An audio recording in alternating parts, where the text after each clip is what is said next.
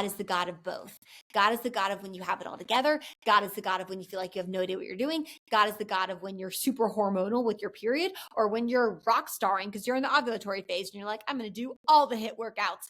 God is the God when you're confident, and God is the God when you're fearful. God is the God when you have questions. God is the God when you have answers. God is good no matter what your circumstances, no matter what you're feeling, no matter what your energy is like, no matter if you go to bed at 7 or if you can stay up till 10. No matter what, God is good. I believe every single person has a ministry.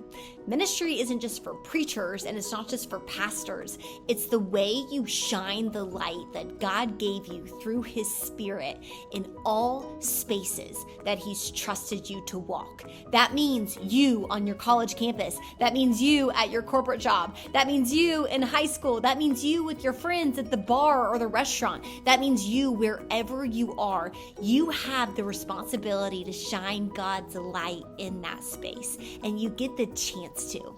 Friend, you are beautiful, you are worthy, and you are made to shine.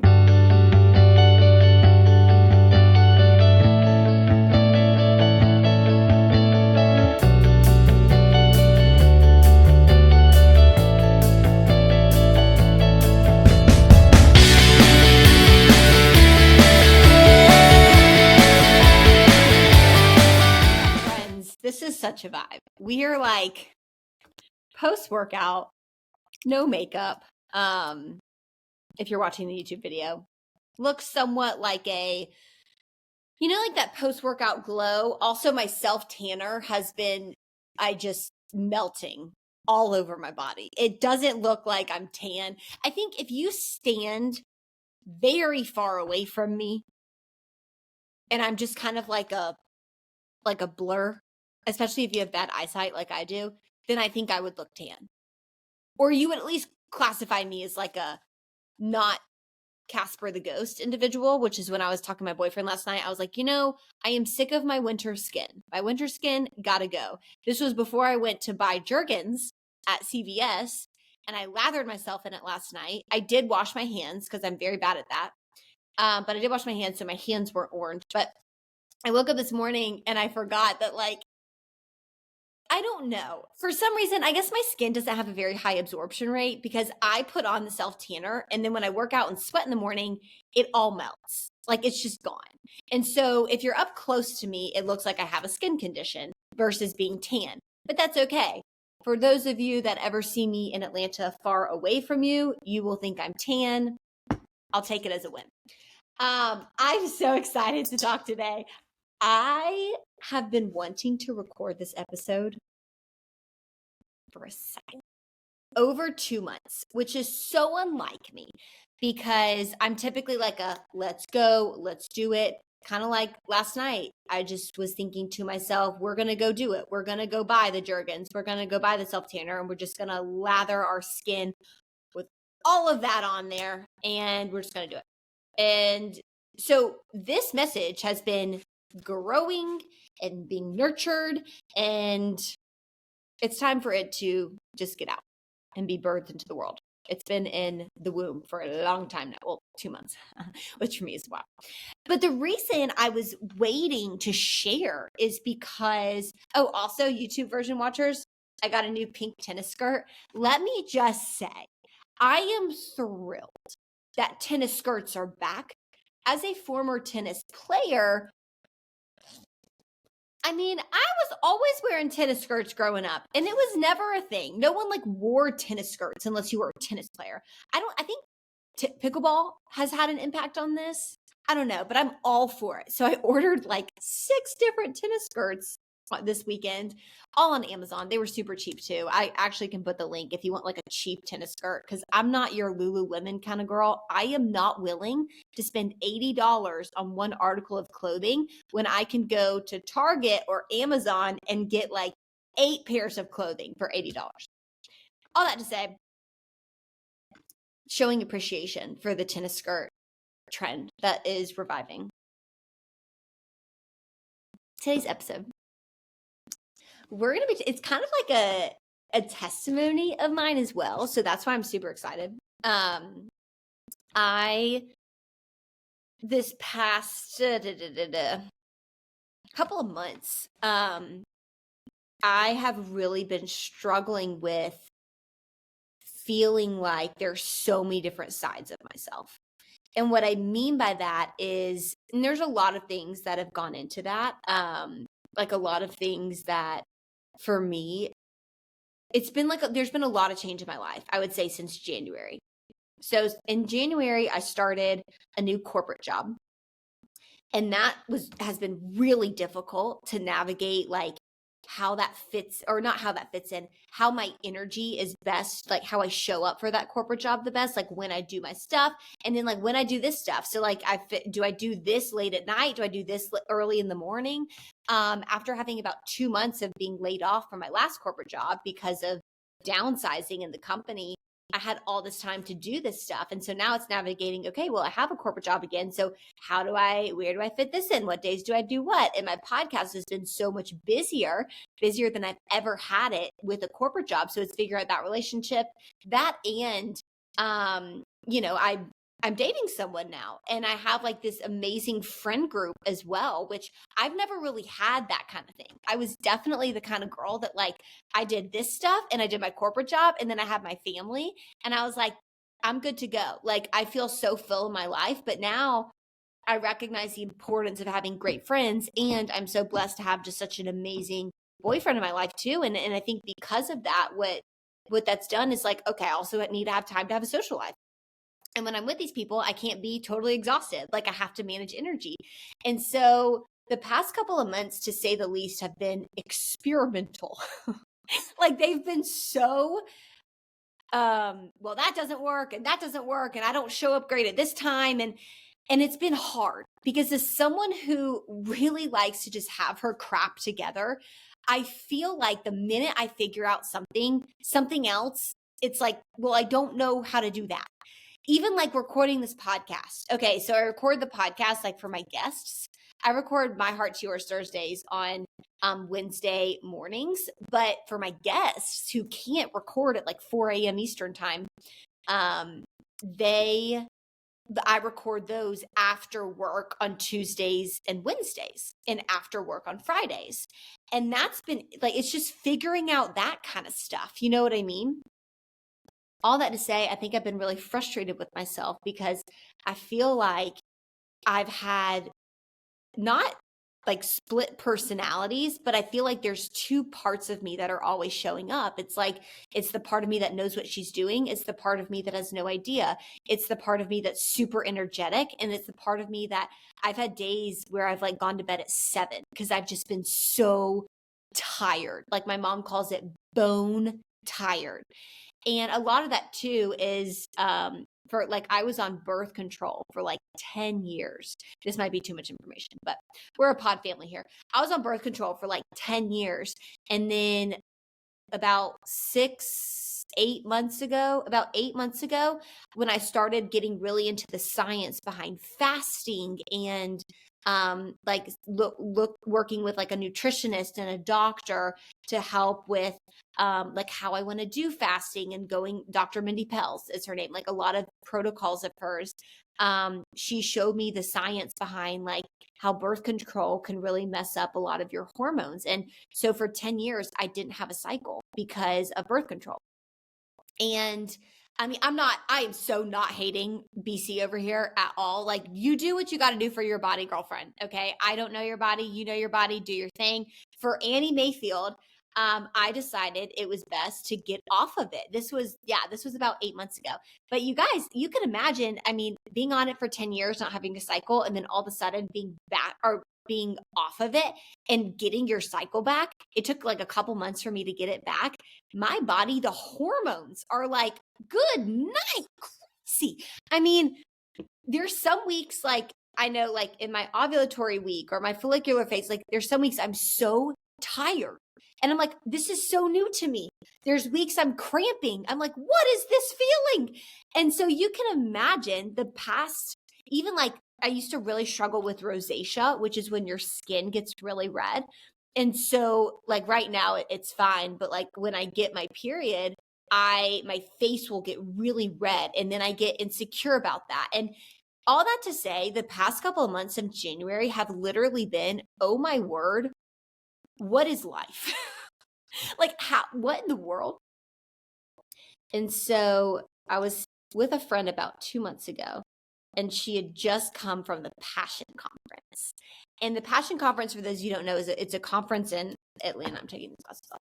It's a conference in Atlanta. Thousands of people go, young people go, and they worship Jesus. And there was a song, I did not go, but she went, and the song Tear Off the Roof by Brandon Lake was played. And it's so funny because I love that song. I really do. I hadn't really heard it up until that point, but it was called Tear Off the Roof. And basically, like, in a song, you got to listen to it. It spoke to me so much. And it goes through the story of the guys that like lower their friend through the roof, and Jesus heals the paralyzed man.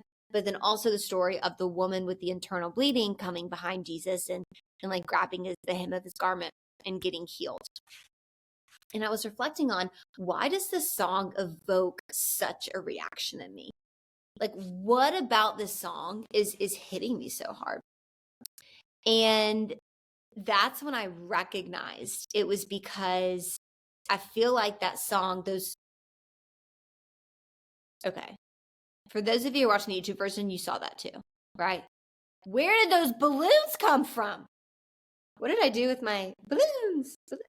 Okay, balloons just popped up on the screen. Interesting. So anyways, I was like, what is this reaction evoking? And I'm like, there's two such different kinds of faith being portrayed. And that's why I think it evokes such a reaction in me. Those guys that like, the guys that lowered their friend, they literally tore open a roof to get their friend to the feet of Jesus so that their friend could be healed. That is like bold faith. That is like, I'm coming to you. I am asking you for this thing.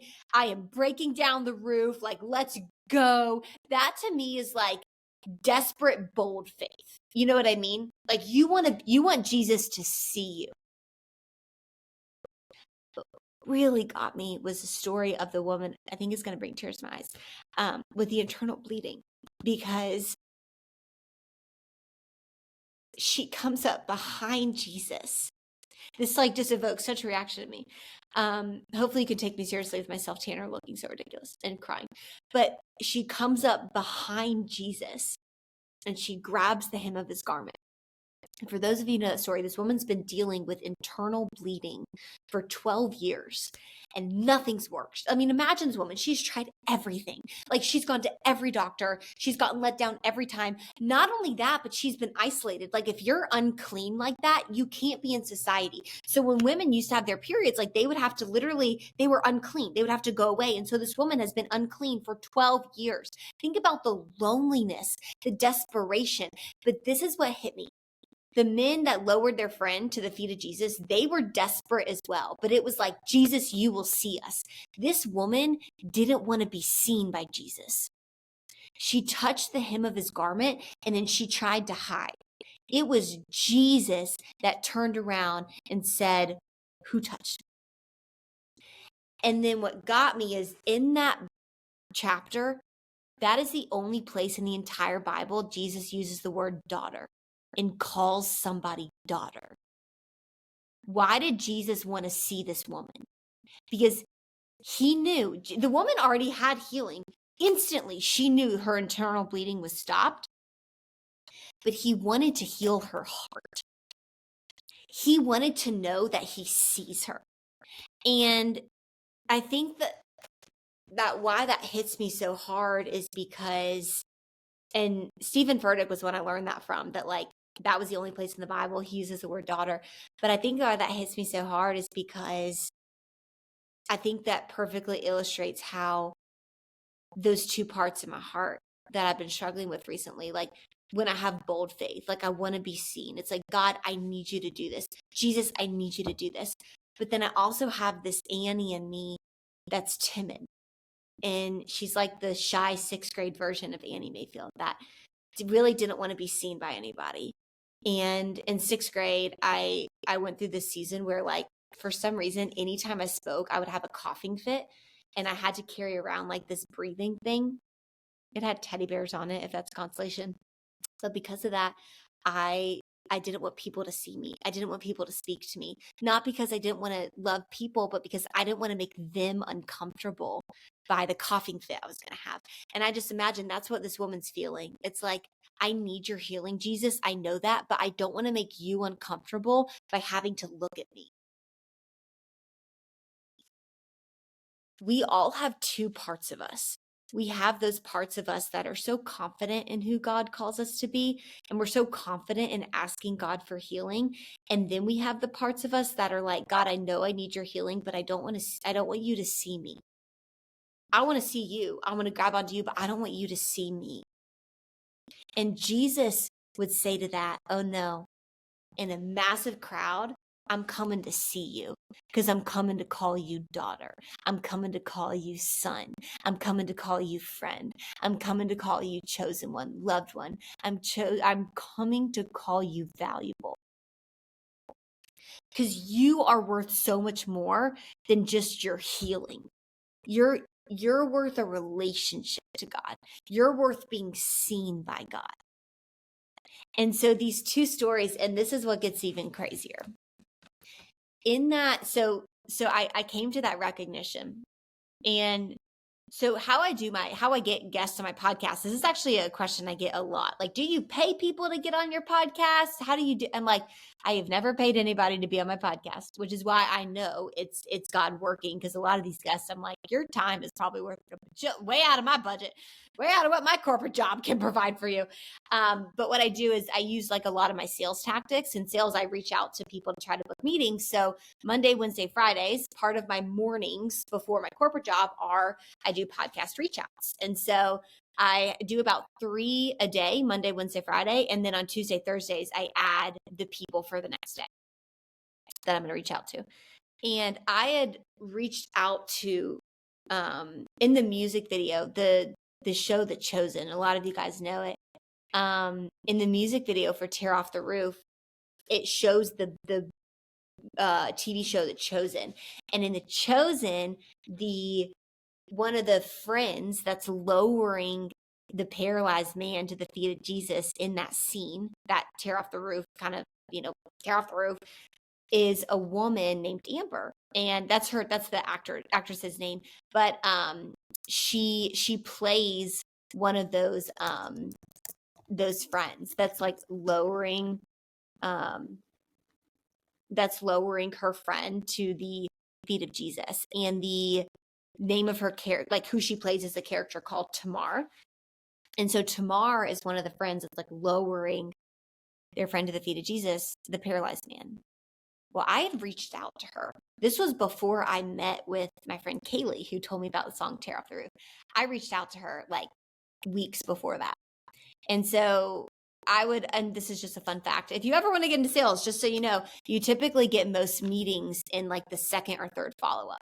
So yeah, I reach out to people to be on my podcast, and then they go into a queue where I follow up with them. Like I follow up 2 week, I have a 1 week reach out, a 2 week reach out, 2 month, 3 month. So I'm just like bumping it back up because people are busy, and sometimes they read your message and don't get back.